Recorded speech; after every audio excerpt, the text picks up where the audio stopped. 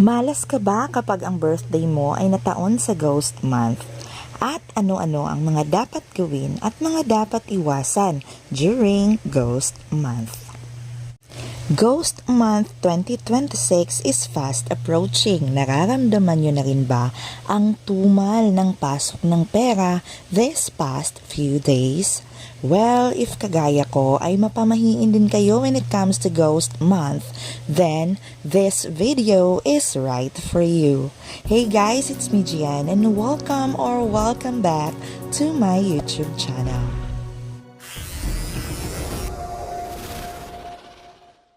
Yes, papalapit na naman ang Ghost Month at very in time to remind us of what to do at kung ano-ano ang mga dapat iwasan upang malampasan ng matiwasay ang buong Ghost Month. For this year, Ghost Month will officially start on August 13 at magtatapos ito sa September 11. Samantalang ang peak ng Ghost Day kung saan sineselebrate ang Hungry Ghost Festival ay sa August 27 dahil ito ang ika-15th day ng 7th month sa Chinese lunar calendar. So ano na kung kagaya ko kayo na nasakop ng Ghost Month ang eksaktong birth date? Ano ang gagawin natin? Accordingly, kapag nasakop ng Ghost Month ang birthday mo this year, kailangan mo itong i-celebrate during daytime kung saan mas malakas ang liwanag at positive energy to avoid bad vibes at kung ano pa mang pangit na pamahiin na katambal ng Ghost Month.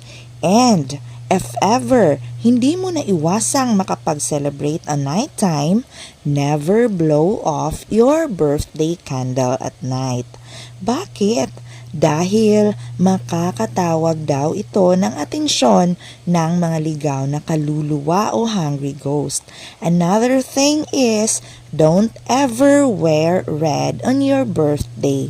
Yes, red is usually worn for birthdays dahil sa dala nitong positive energy, but not when your birthday falls on Ghost Month. Dahil masyado di umano itong agaw pansin para sa mga kaluluwa. Wear bright and happy colors instead, like yellow, blue, and green. Malas ba kapag ang birthday mo ay under Ghost Month? Feng Shui experts clarified that this celebration are about two different things. Pag birthday niyo po is August and September, hindi niyo birthday ang Ghost Month. The Ghost Month is about the spirit. Yung birthday mo, yung birthday natin is given yan ni Lord. So ibig sabihin, mas malakas yung backer natin kaysa sa kanila. You have nothing to fear if that's your birthday. And to make your birthday extra special and more meaningful, always and never forget to celebrate and offer prayers and candles at church bilang pasasalamat sa lahat ng biyaya for all the years past at sa mga darating pa. How about making big and important decisions during Ghost Month? Kagaya ng weddings, building or transferring to your dream home, traveling abroad, business ventures, at ano paman. Name it, these are all our biggest life decisions. Ayon sa Feng Shui, hindi magandang itaon lahat ng ito during Ghost Month dahil mas malakas nga ang hatak ng bad vibes at negative energy sa panahong ito. This is the time of the year according to Chinese beliefs kung saan nakabukas ang lagusan ng underworld kung kaya't malayang nakakalabas at nakikisalamuha sa atin ang mga kaluluwa. So if you're planning any big and important steps or decisions sa iyong buhay, hanggat kaya ay ipagpaliban muna at iwasang itaon ito sa Ghost Month kung kaya pa.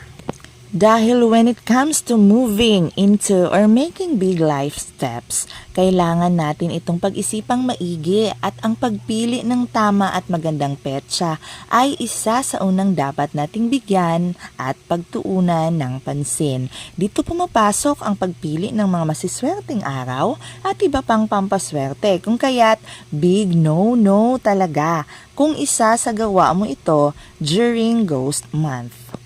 Pero what if hindi maiwasan talaga at kailangan mo na talagang maglipat bahay during Ghost Month?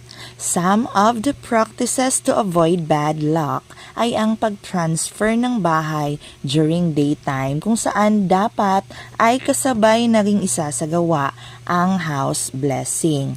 Ang paglalagay din ng asin sa bawat sulok ng malinis na bahay na lilipatan at pag-ensure na maliwanag lahat ng sulok ng bahay, lalo na during Ghost Month, ay makakatulong upang magkaroon ng good at positive energy ang bahay na lilipatan. Siguraduhin walang madilim na kwarto ang bahay. Buksan ang mga bintana during daytime at hayaang makapasok ang liwanag ng sikat ng araw to bring the best chi. During Ghost Month, mas malakas ang puwersa ng mga ligaw na kaluluwa kapag madilim, kung kaya't iniiwasan ang paglabas tuwing gabi. Isa din sa practices ng mga Chinese ay ang pag-alala at pag-aalay ng mga pagkain, insenso at dasal para sa mga namayapang kaluluwa bilang pagbibigay respeto sa araw nila. Nagagalit di umano ang mga kaluluwa kapag binabaliwala sila according to Chinese traditions. That's why you see Chinese homes having festive offering tables during this Ghost Month celebration.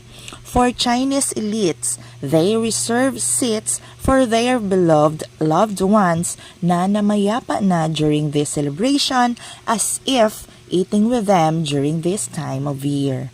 Nag-aalay din sila ng pagkain at insenso sa labas ng kabahayan to let wandering ghosts have a place to hop and celebrate.